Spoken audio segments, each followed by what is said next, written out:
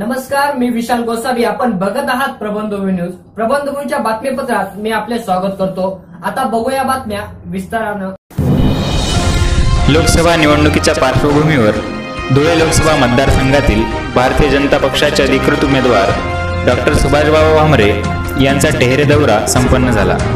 नामदार दादा भुसे यांच्या उपस्थितीत टेहरेकरांनी उत्स्फूर्त प्रतिसाद देत सुभाषबाबा तुम आगे बढ़ो हम तुम्हारे साथ है चा विश्वास टेहरे गावातर्फे सुभाष भामरेंना देण्यात आला. यावेळी जनसमुदायाला नामदार दादा भुसे यांनी संबोधित केले.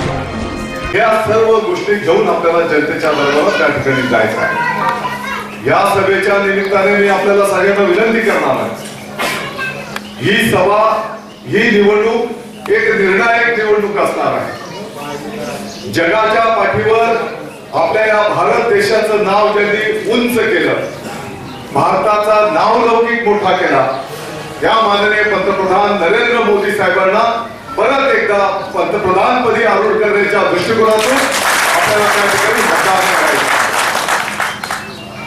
मी आपल्याला विनंती करणार आहे, कदाचित एखादं काम पुढे पाठीमागे कदाचित झालं नसेल, भविष्य काळामध्ये ते आपण करू. आमचा असा दावा नाही की सर्व प्रश्न सुटलेले आहेत. अजूनही आपल्या या भागाच्या शेतकऱ्यांच्या दृष्टिकोनाचा पाण्याचा, सिंचनाचा विषय मोठ्या प्रमाणात बाकी आहे आणि म्हणून येणाऱ्या कालावधीमध्ये सिंचनाच्या विषयावर पाणी उपलब्ध करून देण्याच्या दृष्टिकोनातून आपल्याला सगळ्यांना मोठ्या प्रमाणात त्या ठिकाणी कामकाज करावं लागणार आहे.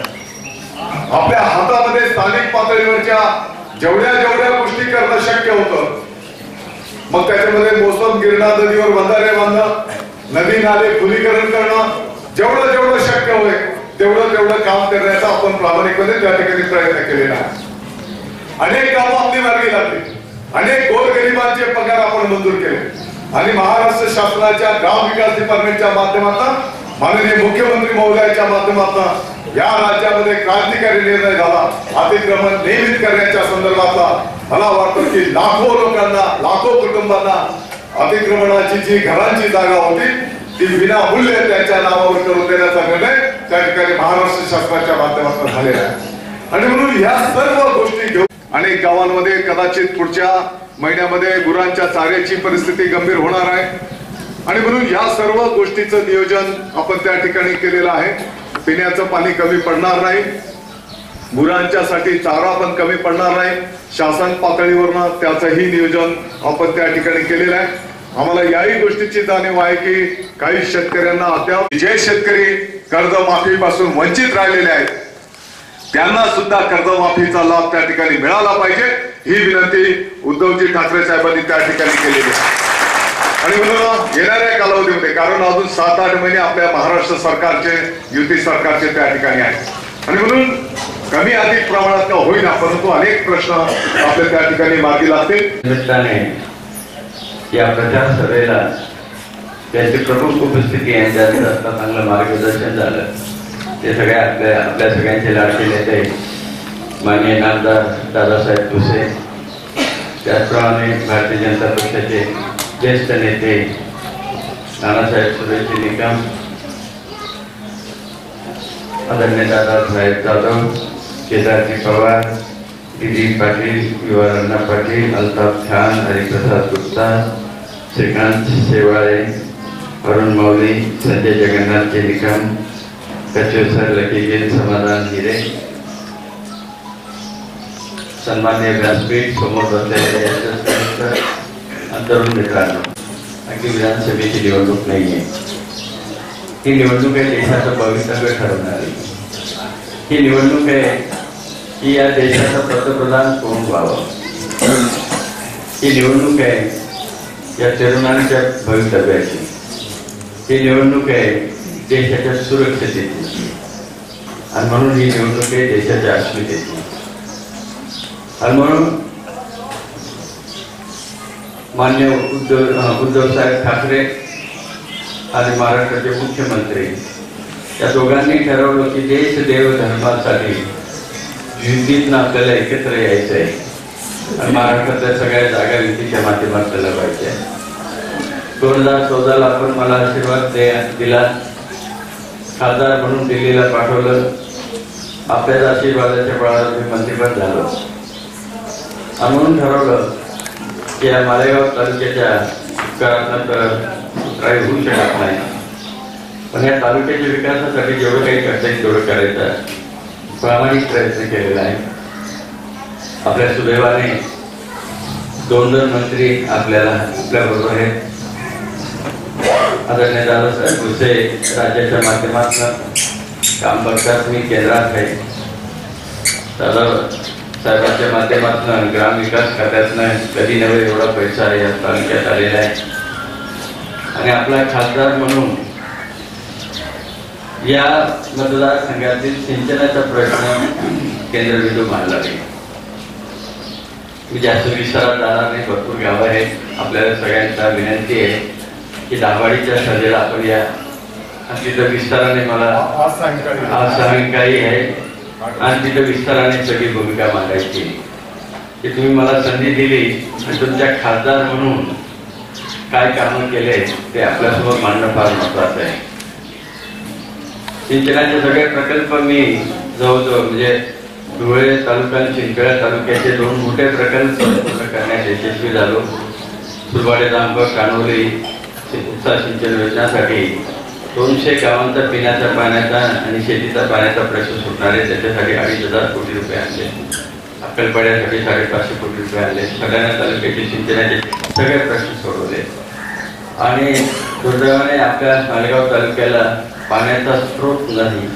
त्यामुळे आपल्याला एकतर सगळ्यांकडनं पाणी आणावं लागेल, नारपारचं आणावं लागेल किंवा धुळे तालुक्याच्या माध्यमातून.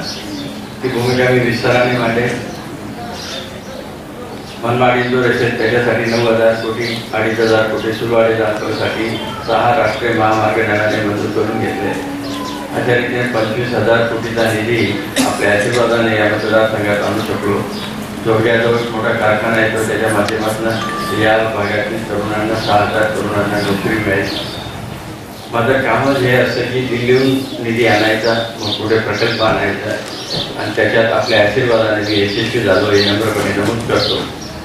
आणि बाकीची भूमिका मी तिथे सांगेन. पण सगळ्यात महत्त्वाचं मोदींना पंतप्रधान करायचे आहे. मोदी साहेबांनी या गेल्या 6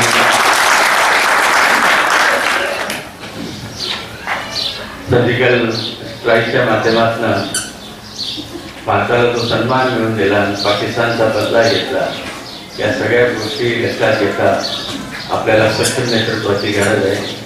आणि म्हणून आपसातल्या काही थोड्याफार नाराजी असतील त्या बाजूला करा. देशासाठी मोदी आवश्यक आहे आणि 29 तारखेला जास्तीत जास्त मतदान करू.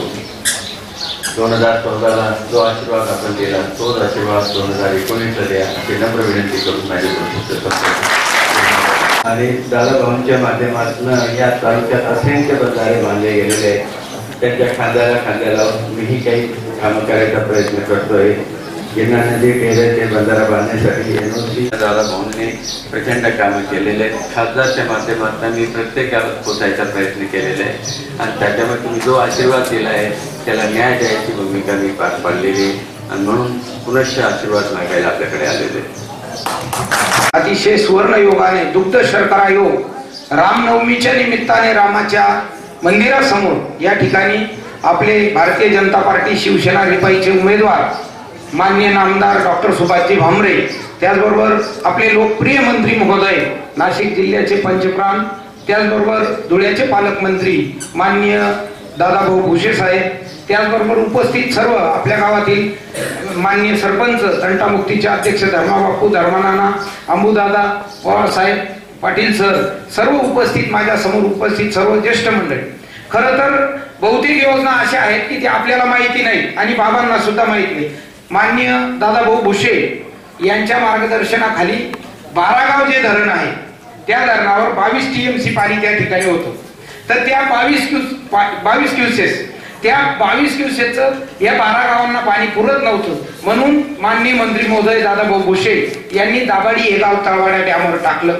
तळवाड्या डॅमवर टाकल्यामुळे ते जे 12 गावचं धरण आहे ते आता आपल्या या 12 गावांना मोठ्या प्रमाणात त्या ठिकाणी पाणी उपलब्ध होणार आहे. ते जे दाभाडीची योजना आहे त्याचं काम चालू झालेलं आहे. त्याच्याकरता माननीय ग्रामविकास मंत्री महोदयांनी 4 कोटी रुपये निधी दिलेला आहे. पैपोची काम करण्यासाठी आता हे नवीन रस्ता झाला NH, त्याच्यामुळे पाईपांचा आकार मोठा छोटा झाला, पाणी चढत नाही, अनेक ठिकाणी लीक झालं. योजना पुनर्जीवित करण्यासाठी माननीय मंत्री महोदय दादाभाऊ भुसे आणि माननीय सुभाष बाबा या दोघांच्या मार्गदर्शनाखाली पाणी पुरवठा मंत्री लोणीकर साहेब यांनी ही 12 गाव योजना आपल्या आराखड्यात घेतलेली आहे आणि त्याच्याकरता 16 कोटी रुपयाचा मालेगावहून प्रस्ताव हा मुंबईला पाठवलेला आहे. जर ही योजना झाली, आपण कुठेही विहीर खोदली गावाच्या आजूबाजूला तर पाणी मिळत नाही, ते कुठेतरी आटूनच जातो. वरला बंधारा घ्या, खाल्ला घ्या, कातरपाडा घ्या, कुठेही घ्या. पण जर 12 गावचं पाण्याच्या धरणामध्ये हे आरक्षित पाणी आहे ते आपल्याला मोठ्या प्रमाणात मिळणार आहे. माननीय दोन्ही मंत्री महोदयातून मार्गदर्शनाखाली टेहऱ्याचा जो पूल आहे त्या ठिकाणी माननीय दादाभाऊ भुसे यांनी आपल्याला ती फरची बांधण्याकरता 50% निधी आपण जमा केला, 10 लाख रुपये भाऊंनी दिले आणि ती आपण फरची बांधण्याचा प्रयत्न केला, तरी त्याच्यात मोठ्या प्रमाणात पाणी सांगत नाही. म्हणून मागच्या काळामध्ये तुम्ही 2 महिन्यापूर्वी पाहिलं असेल, नदीमध्ये तो खडक छेद झाला आणि त्या ठिकाणी सुद्धा जिल्हा परिषद आणि लपाची NOC मिळालेली आहे. लवकरच त्या ठिकाणी मंत्री महोदयांच्या प्रयत्नाखाली आपल्याला बंधारा बांधून मिळणार आहे.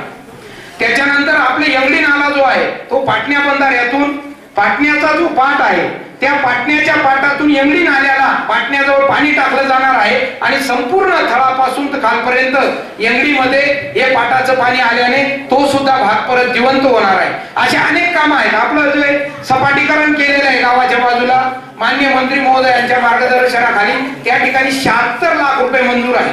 म्हणजे काय आहे, काम चालू होताना त्याच्या ज्या प्रोसेस आहेत त्याला थोड्या अडचणी येतात, त्याला अनेक प्रकारचे कागदपत्र या सर्व गोष्टींमुळे थोडा वेळ तर हे बघा दादा मी तर इतके काम मंजूर केलेले आहेत म्हणजे कामच आठवत नाही. या टेहऱ्याला आपण 2 शेड बांधले, अनेक ठिकाणी काँक्रिटीकरण केलं आणि म्हणजे अनेक कामं आहेत. कामांचे अनेक प्रकार आहेत. छोट्या लहान माणसापासून वरच्या माणसापर्यंत प्रत्येकाचं कल्याण होईल. फक्त 2-3 प्रॉब्लेम असे आहेत की तलाठींच्या चुकीमुळे काहींना भरपाई जास्त आली, काहींचे कोरे आले. असे या तलाठींच्या चुक्या आहेत, या सरकारच्या चुका नाही. तर आपल्याजवळ जर अशा प्रकारचे काही चुका असतील तर त्या आपण तलाठ्याला भेटून सुधरून घ्या. आपल्याला येणारी भरपाई वगैरे सर्व क्लिअर मिळेल. हे पाटण्या क्षेत्राचे आहेत त्यांच्याकरता जास्त प्रॉब्लेम आहे. त्याच्यानंतर दुसरा कर्जमाफीचा प्रश्न आता मंत्री महोदयांनी सांगितला की मुख्यमंत्र्यांनी आणि उद्धव साहेबांनी शब्द दिलेला आहे प्रत्येक माणसाला 1.5 लाख रुपये कर्जमाफी मिळणार म्हणजे मिळणार. तोपर्यंत आपण मुख्यमंत्र्यांना आणि उद्धव साहेबांना सोडणार नाही आणि म्हणून त्यांना सोडायचं नाही. म्हणून 29 तारखेला आपल्याला कमळ या चिन्हावर मत द्यायचं आहे आणि आपल्या गावामध्ये कायम चांगल्या प्रकारची ही भगवी लाट निर्माण होते आणि पुढच्या काळामध्ये सुद्धा आमचं गाव हे 100% आपल्या याच प्रकारच्या बातम्या पुढेही आपल्या मोबाईलवर मिळवण्यासाठी आमचा प्रबंधभूमी चॅनल सबस्क्राईब करा आणि या बातमीला जास्तीत जास्त शेअर करा.